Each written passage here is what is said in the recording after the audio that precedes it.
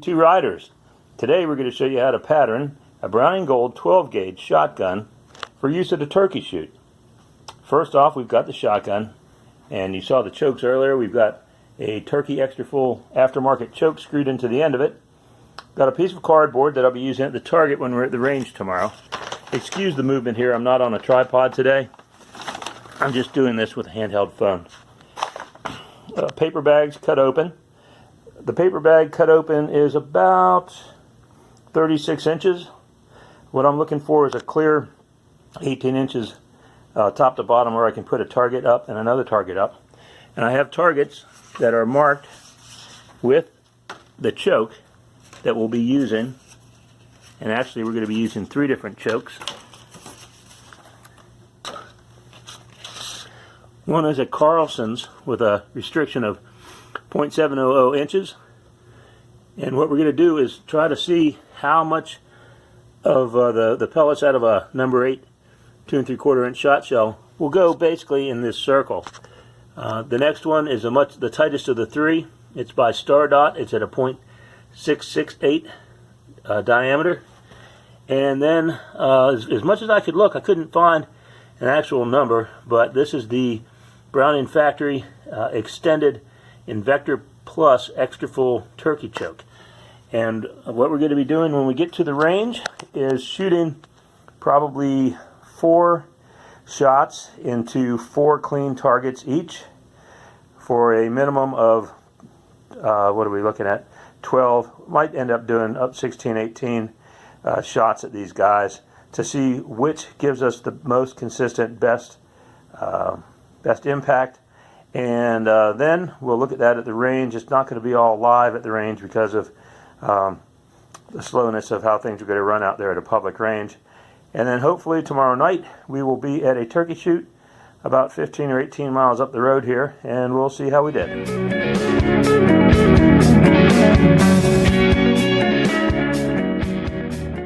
Taking a look at the results when I got home.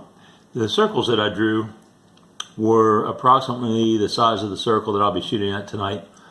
It turns out they are pretty irregular, and when I measured the diameter of the Browning Extra Full circle that got the 34 hits, it was 3 inches around.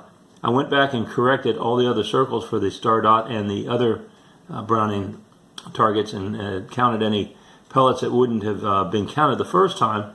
And it seemed to me like the Star Dot, from the overall pattern on the whole plate, was hitting heavier. And once I adjusted the circle size, you can see it went from shooting fewer pellets into the target to shooting more more pellets. 26.5 into the 3-inch circle versus the 21.25. Turkey shoot is a card shoot. It's shooting a cardstock paper target. The number of shooters will vary, probably 10 to 15 people. Each one takes 1 shot, and the person who gets 1 pellet that lands closest to the center X or bullseye is declared the winner, and they will win possibly a frozen turkey, maybe some bacon, maybe some beef, maybe some other food. There's also a potential for a money side bet. So the turkey shoot's not about shooting live turkeys. It's strictly about shooting at a tiny X in the center of a piece of cardboard that's 20 yards out. And we're going to go here in about an hour and see how we do. We're using the Star Dot choke tonight. So now we will talk about the results of the turkey shoot. This was the first time I'd been to this particular shoot, and like a lot of shoots, it occurred on a Friday night. Like a shoot only by itself, it included guns that were specifically for turkey shoots. These were not stock standard shotguns that people would use in the field. These guns all featured somewhere between 32 and 36, mostly 36-inch barrels. They were custom barrels built just for turkey shoots with super tight chokes, much tighter constrictions than what I took there. 18 people shot on the rounds that I shot, which was 4 different rounds. And this is a target. This is my first target. It was a 5-way tie for first place. I didn't get in first place. You're looking at an orange dot that's about 3 inches side to side, just under, and a center dot that's just about a 1/2 inch side to side. if you don't have a pellet within that center white dot, there's no chance of you winning. The 5-way tie went off to a shoot-off, which meant that everybody who got tied got one more shot. That resulted in a 2-way tie. The 2-way tie yielded one winner.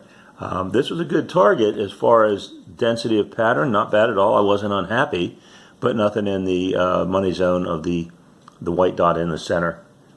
My second shot, you know, I was shooting next to guys with much more specialized guns than I had, and if you look, I've got one dot right there on the border of the white, getting close to that crosshair in the middle. That's where you want to hit, right in the middle of that X. Again, the pattern not bad, but what counts is whatever lands inside that white circle. And this wasn't bad, but close but no cigar, as they say. My third shot, if you can look in the very center, you might not see it on your phone, I've got a pellet pretty much, you couldn't be more center of the bullseye than that. Got one more pellet in the white.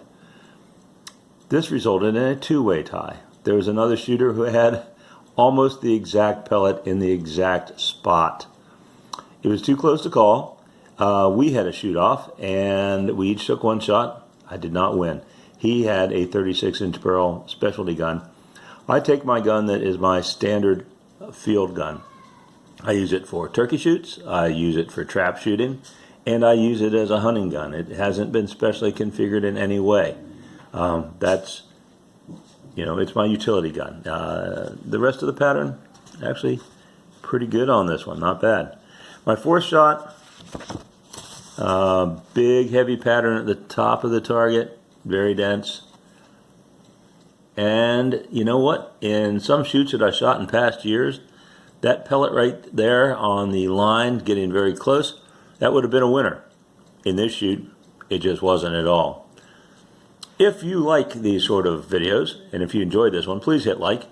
If you'd like to subscribe to see more of these and get notified when they're coming on, please subscribe. We've got more things in the offing, and probably maybe 2 videos in the next week after this one.